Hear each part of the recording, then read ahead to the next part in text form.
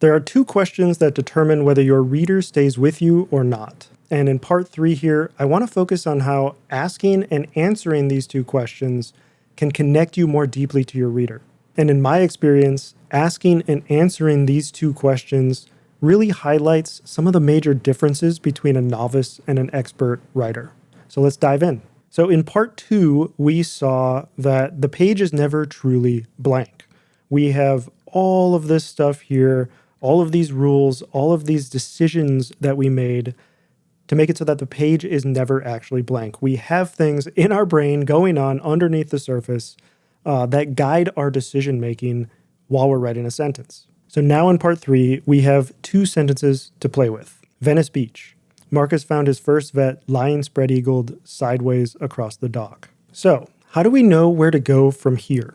How do we know what the reader expects? And if we did know that, what would we even do with that knowledge? Because if we can anticipate what a reader expects, we can start to play with that expectation. So I want to look at the first of our two main questions that I want to touch on in this video. And that first question is, where is my reader right now? One of the biggest differences between a novice writer and an expert writer is that the novice is completely disconnected from their reader.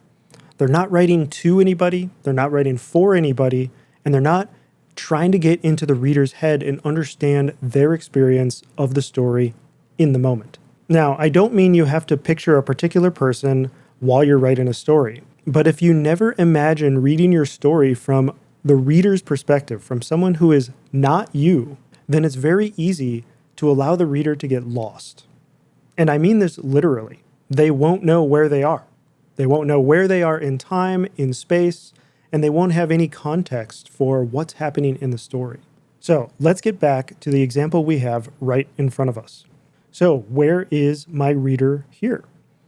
Well, my reader knows that we're in Venice Beach.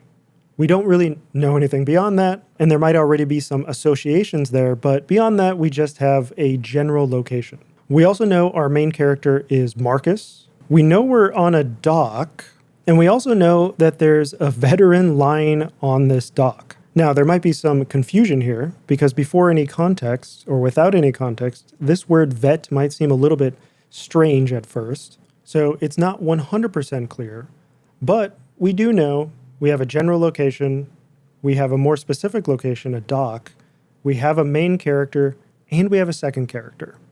So this leads to the second major question that I wanted to talk about in this video, and that is, what don't we know?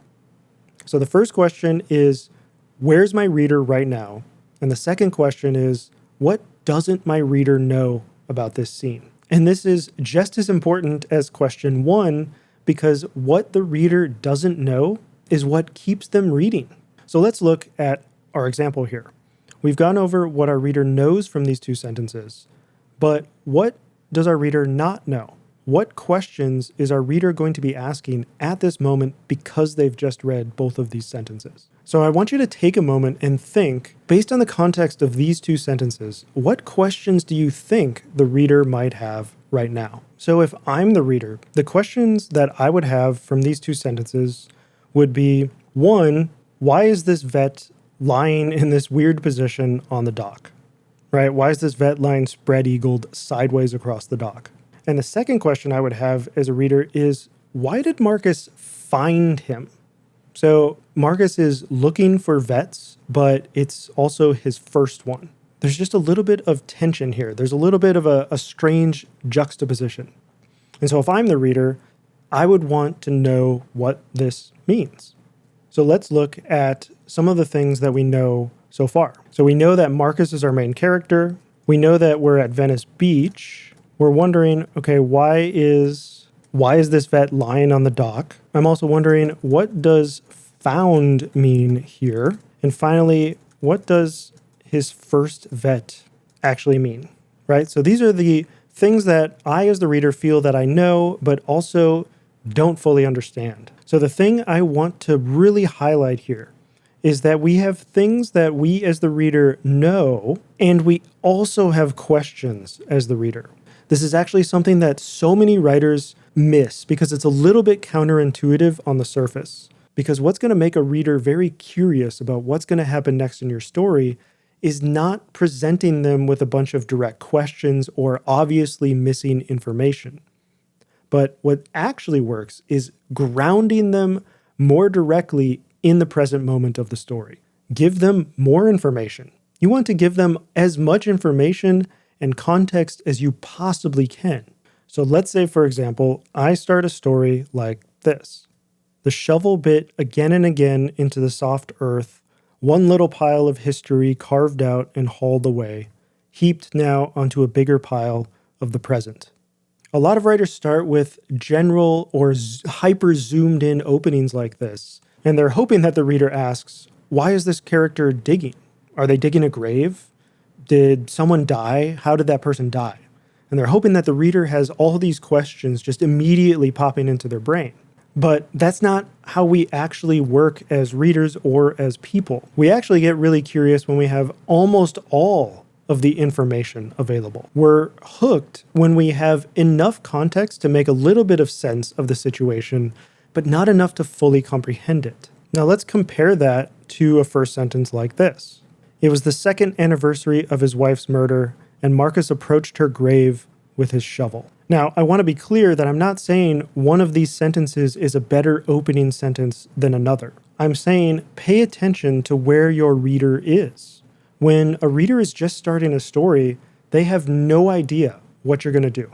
They have no idea where the story is going to go, where they are in space and time. They're completely lost. You have to ground them. But if I'm looking at these two sentences purely on the basis of they are a potential first sentence of a story, I'm much more curious about this one, about the second one.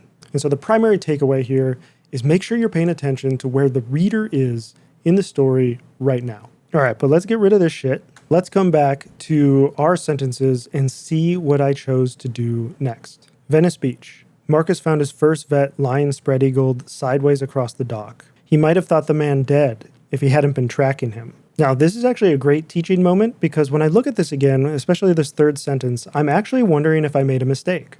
But I want to walk through why I think I might have made a mistake and what we can learn from it. In sentence 2, Marcus found his first vet lying spread-eagled sideways across the dock. So the vet is lying in this weird position. Now, presumably, the vet is doing this on purpose. What would make this sentence interesting is if the vet were in fact doing it on purpose. But in this third sentence, the thought that the man might be dead actually potentially undermines the potential power of the second sentence. So what I mean by that is that if the second sentence is interesting, one of the things that makes it interesting is the vet lying in a weird position on purpose. But this third sentence suggests that it might not be on purpose. So it potentially undermines one of the interesting elements of the second sentence. So if I were revising this, again, remember this is a first draft. If I revise this, I would probably change this or at least think about what to potentially do here.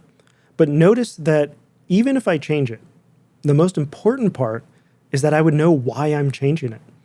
I would change this because of the sentence that comes before it.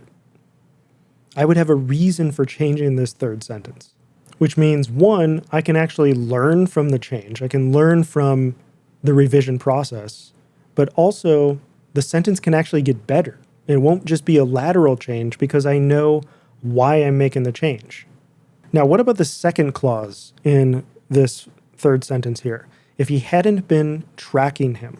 If we're the reader here, what do we get from this clause? Well, for me, if I'm the reader, the most interesting word is tracking. How often do we track people in our lives? And when we do, how often is it a good thing? So what this tells me is that Marcus is on a mission. He's not just inadvertently stumbling on this person. He's specifically seeking this person out. And not only that, he seems to have been surveilling him in some way before actually meeting him. That's a little bit weird. So let's see what I do in the next sentence. Marcus walked forward, limped if he were being honest, until his shadow passed over the vet's face. So if I'm the reader, where am I? What's my experience of this right now? Well, the first thing I would notice is the word limped. that he is kind of addressing this himself. He's calling it limping, not some random narrator. There's a little bit of a tone of resignation here. So I'm thinking Marcus is on a mission, right? He found his first vet. He's been tracking this person, but it's almost as though there's a little bit of sadness or resignation underneath that mission. If I had to guess, for example, how long Marcus has lived with this condition, I would say probably quite a long time. And one of the things I like about this is that the story doesn't really have to stop to tell me a lot of this stuff. I get a lot of information, even if it's not completely clear information. I get a lot of information from just a few words, and the story doesn't really stop. And now if I look at the next part of the sentence, until his shadow passed over the vet's face. For me, the actual cool word here, I know it might seem a little understated, is the word until. And the reason I think this is interesting is that it's not an accident that Marcus stops when he does. So notice he found the first vet. He's been tracking him. He's going through difficulty to get to this person, and he stops until his shadow passed over the vet's face. This is Marcus deliberately trying to get this person's attention. Notice that he doesn't stop a few yards away and say, "Hey, excuse me." Instead, he walks up and stands directly over him. So if we look at all of these sentences, everything that we have so far, there's only 4 sentences. But already I have a sense at least of a situation. I don't have a plot yet. I don't have a huge story structure yet. I don't have a deep character yet. But I do have a situation. And I do have some interesting details about the character that I would like to learn more about. Marcus is clearly tracking this person. He's trying to find this person, goes up to someone who's just lying spread-eagled on a dock, and deliberately stands over him to get his attention. There's already some tension in this piece. And so my thing is, if I'm the writer and I'm putting myself in the reader's point of view, as the reader, I'm curious what happens next. Because I feel like I know something is about to happen, I just don't know what, and I don't know how it's going to happen. Now, I want to stop here so this video doesn't get too long, but some of the important things that we covered are put yourself in the position of your reader and ask these extremely important questions. Where is my reader right now? And what does my reader not know? Because if you can answer these questions, if you ask these of yourself and answer them, you're going to start learning what your reader is expecting as you write your story. And the moment you can start anticipating their expectations, you can start playing with those, usurping them, sometimes meeting them, but other times meeting them in an unexpected way. And their reading experience becomes extremely fun when they think something's going to happen and then you twist it or change it a little bit. Or you set them up for a particular thing and then you deliver a strong effect, a strong payoff. There are so many options available to you when you start asking yourself these questions. And just remember that it doesn't really matter so much what decision you make, it's about why you're making them. And asking these questions gets you toward why to make particular decisions. It helps guide you in your decision making. So I'm going to stop this series here for now. I might come back and do more, but I have a ton of other video ideas that I really want to get to because they talk about some really important stuff. My next video is going to be about why some writers stop improving for long periods of time and how to fix that. One clear way to fix that. So if you have any questions at all, feel free to leave them down below. And again, if you have a comment, feel free to leave it as well, so long as you agree with me. But other than that, I will see you in the next video. Take care.